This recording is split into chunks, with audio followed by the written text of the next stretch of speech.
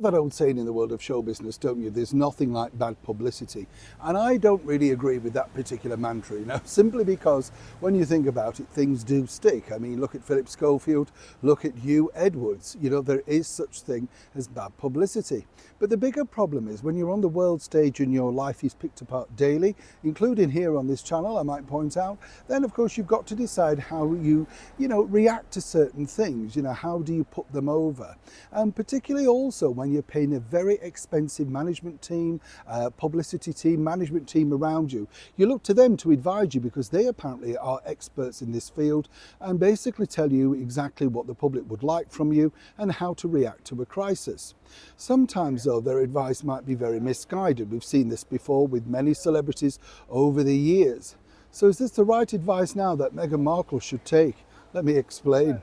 Hi, good morning. Nice to see you. Thank you so much as ever for joining me today. Lovely to have your company. By the way, I'm so glad that so many of you got involved with the Strictly Come Dancing Amanda Abbington video. Fascinating insight really there. And I don't know about you, but the thing that I always thought was, why did it take so long? And why did it cost so much money? It's ridiculous really. What it really amounted to was a celebrity not clearly willing to put the work in and a very temperamental diva of a dance teacher. Should have been sorted out by the producer with a swift ticking off, move on, sling your rock, or you don't get paid. One of those things might have just resolved it. We should be in charge of things, shouldn't we? Absolutely. It's a little bit like this. Maybe I should be Meghan Markle's PR guru because, clearly she has very ill-advised PR. When you think about it, this year has been an absolute colossal debacle for her and a huge flop failure. Everything from the jam through to the podcasting, through to every single thing basically that Meghan has touched. It's not been a success. But as I said, she has very expensive people around her, incredibly expensive people who tell her exactly what she should do. Now, the bigger issue now is fighting back against this bullying claim out from the Hollywood Reporter, including now, of course, another sort of digital platform, the Daily Beast, and apparently there's more to come also.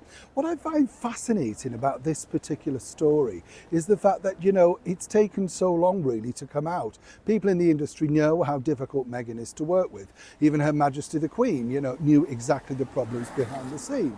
So her team believe that the way back is to actually mock yourself, make fun of yourself, and basically, make sure the public understand that actually there's nothing in these stories. You're just a fun-loving gal that's being misrepresented. So what better than this? That's right, Saturday Night Live. Now, as we know, they've mocked Meghan previously on the show, and their idea, and this is her team, Right Meghan, the bottom line is they think by Meghan going on and setting up situations and scenarios where it looks like she's kind of a, dare I say, Leona Helmsley character, then this would be fun. And then people would see that, oh, look, she's got a fabulous sense of humour. Everybody was wrong. This is the reason why people don't understand her.